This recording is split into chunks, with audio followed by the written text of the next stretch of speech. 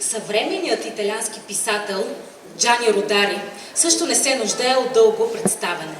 Неговата книга «Приключенията на Лукчо» или «Чиполино» е една от най-забавните детски четива.